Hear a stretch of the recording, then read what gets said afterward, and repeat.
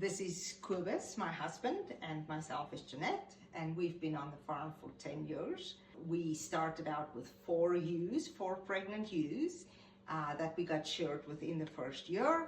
After the shearer left and he left us with these 4 bags of wool, I really didn't know what I was going to do with it. And I found a mentor who taught me how to wash and spin, and wasn't that impressed with my spun yarn. But once I started weaving, it was just, I fell in love with it. I love teaching, and sharing the craft is one of my passions. People normally are a little bit intimidated when they come to a weaving workshop, saying that they've never done anything, that they have no idea how it works.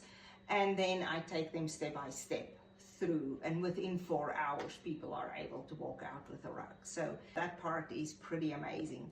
And of course, as part of the teaching that I do, I also impart the knowledge of wool and what an amazing fiber wool is. And people leave with a new appreciation for wool.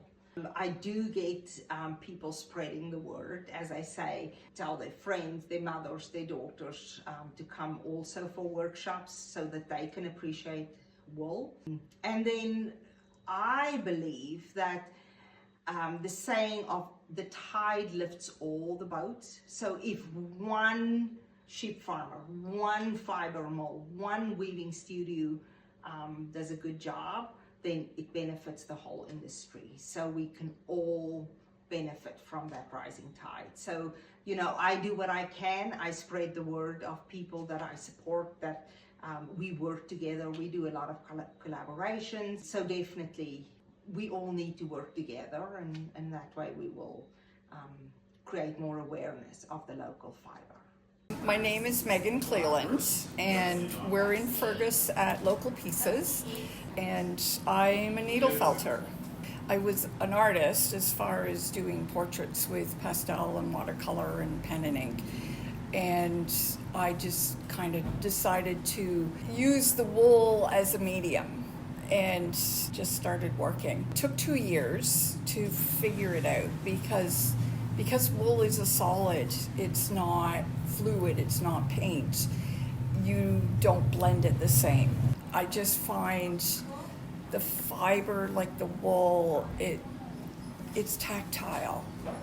And when you're using the natural colors from the sheep, you can't replicate that in paint.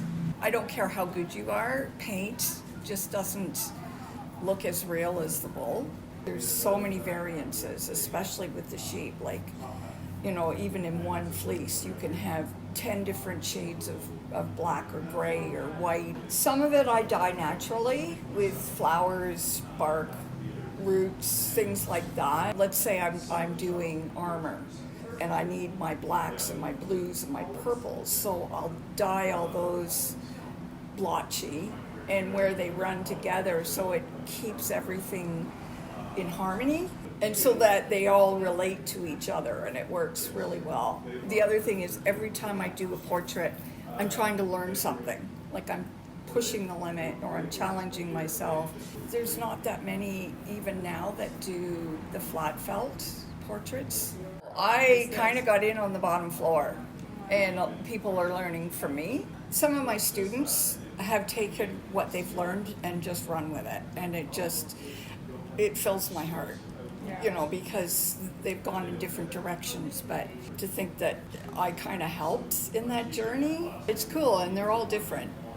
We are at the urban farm at Toronto Metropolitan University, and behind me here is the natural dye garden. I was actually introduced to working with natural dyes by my mother, so she knew a lot about plants and was a great gardener, and we did some natural dyeing together when I was a child. Once I started working as a textile designer, I was working with a company where I traveled to Asia, specifically to Nepal, to oversee the dip tests for dyeing. The company was working with synthetic dyes. I was horrified to learn that the dyers were actually like immersed in the dye while working, which is very dangerous for your health. And then after the dyeing had taken place, they were letting all the dye liquid out into the nearby farmers' fields. So of course all the chemicals in the dyes are going down into the water table and also being taken up into the plants.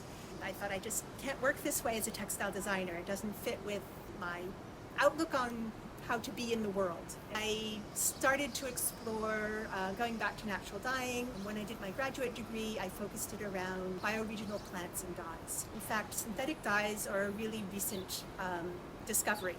So there's a huge, long history around natural dyeing, and there's a lot of information there that we can make use of now, and kind of combining traditional knowledge with contemporary ideas around ecology and contemporary knowledge of science really can optimize how we use natural dyes. The current generation of designers is very interested in finding more sustainable approaches. So things like what we're doing here at Toronto Metropolitan University with the natural dye course and with this research garden make it possible for young designers who are emerging out of the design school system to kind of start integrating these ideas into their practice and then moving into the professional world and bringing those that knowledge and way of thinking with them.